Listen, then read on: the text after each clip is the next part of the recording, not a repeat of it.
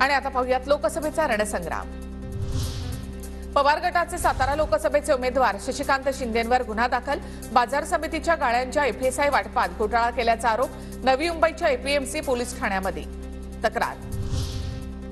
कितीही गुन्हे दाखल झाले तरी शरद पवारांची साथ सोडणार नाही। उद्या काहीही होऊ द्या, मात्र सर्वांनी निवडणूक लढा, शशिकांत शिंदे यांचं वक्तव्य। शशिकांत शिंदेंना अटक केली तर लोकशाही मार्गाने राज्यातील प्रत्येक तालुक्यामध्ये लढा उभारणार। दहिवडीमधील सभेत शरद पवारांचा सरकारला इशारा। इम्तियाज जलील यांची नाराज नसीम खान यांना एमआयएमची लोकसभेची ऑफर। नसीम खान यांनी काँग्रेसच्या स्टार प्रचारकाचा दिला राजीनामा। अल्पसंख्याकांना उमेदवारी न दिल्यामुळे नाराजी।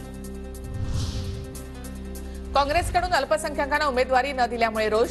समाजाची भावना पाहूनच निर्णय घेणार, मला कुणाचीही ऑफर प्रेरित करू शकत नाही, नसीम खान यांची प्रतिक्रिया। नसीम खान माझे मोठे बंधू भाऊ म्हणून ते माझ्याबरोबर उभे राहतील। वर्षा गायकवाड यांची नसीम खान यांच्या भेटीनंतर प्रतिक्रिया। तर काँग्रेसच्या उमेदवाराचा प्रचार न करण्यावर नसीम खान ठाम। महाराष्ट्राला चारा पाठवला म्हणून मोदींनी अमूलवर खटला भरला होता। जुना किस्सा सांगत शरद पवारांचा मोदींवर निशाणा। दुष्काळग्रस्तांच्या जनावरांसाठी चारा पाठवणं हा अमूलचा गुन्हा होता का, पवारांचा सवाल। नरेंद्र मोदी पंतप्रधान होणं हे वैयक्तिक शरद पवारांसाठी धोकादायक। शरद पवारांच्या टीकेला देवेंद्र फडणवीसांकडून प्रत्युत्तर।